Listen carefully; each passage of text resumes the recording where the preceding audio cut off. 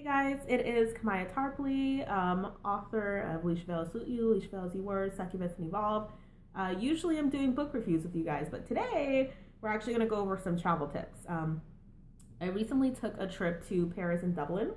There were some travel tips that I really could have used but weren't given to me, unfortunately. Even though I looked through Pinterest, YouTube, asked around, there are still some things that I really would have appreciated getting, so I'm making this video today to give you guys some things that I learned.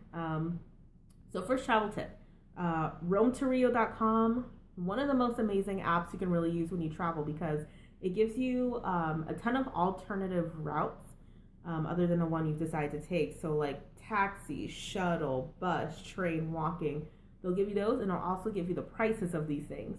So that's definitely one you want to look out for. Kiwi.com, that's actually where I got my my tickets. That's number 2, by the way. Number 2.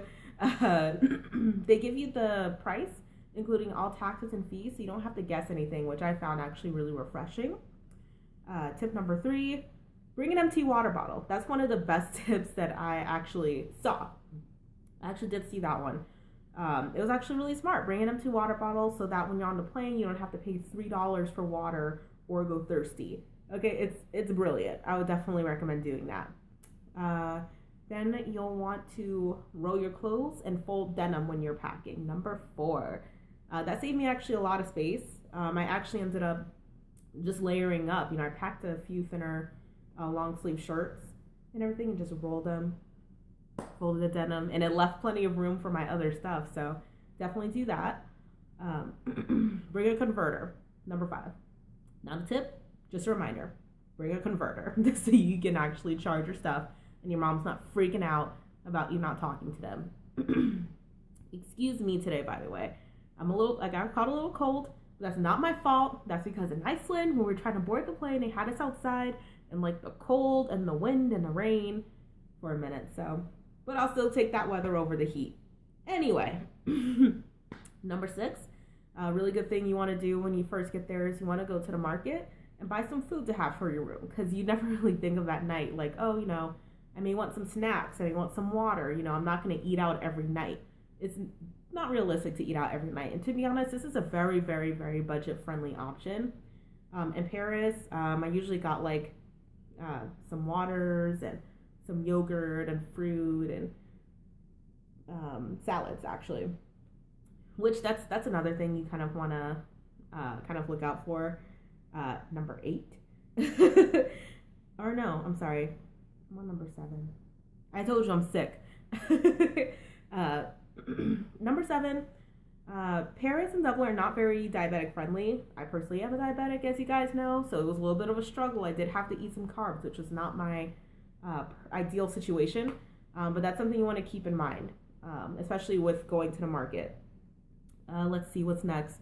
Number 7, bring enough money for public transportation. Even if you don't think you'll need it, bring it, because first of all, we got lost several times, and in Paris, it's really not very tourist friendly. Dublin is so tourist friendly, but Paris really isn't. So you'll want to bring that extra, money in case, the fares go up or you get lost. It's definitely worth having. Number 8. Kind of relates to my previous point. Make sure you bring thinner shirts so that you can layer up, and then wear like your bigger things, like wear your jacket, wear your boots, so that you can keep space in your bag and you won't have to check in. So that brings me to the next one.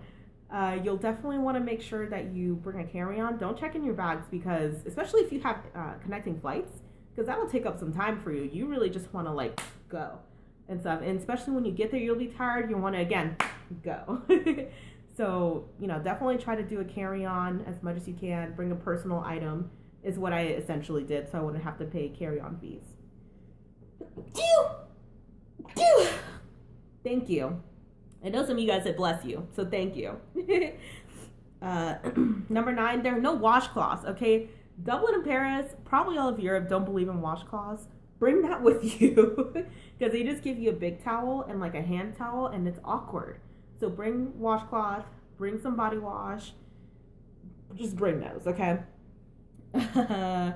Be prepared to be without Wi-Fi. It's a little hard to connect in both cities. So be prepared for that, or bring a hotspot with you. I actually kind of wish I took my mom's hotspot. That would have been actually very nice. Book your activities in advance. That was actually a really smart thing I feel like we did, because there were a lot of people waiting in lines for certain events that we didn't have to. So yay for us. Cushion inserts in shoes. I actually ended up doing that for my boots so that they wouldn't be, my feet wouldn't be hurting too much. So I did do a lot of walking, and I was so grateful to myself. So definitely get cushion inserts for your shoes. You know, you'll do a lot more walking than you think. Learn a little French. Again, not super tourist friendly. They're not going to learn English for you.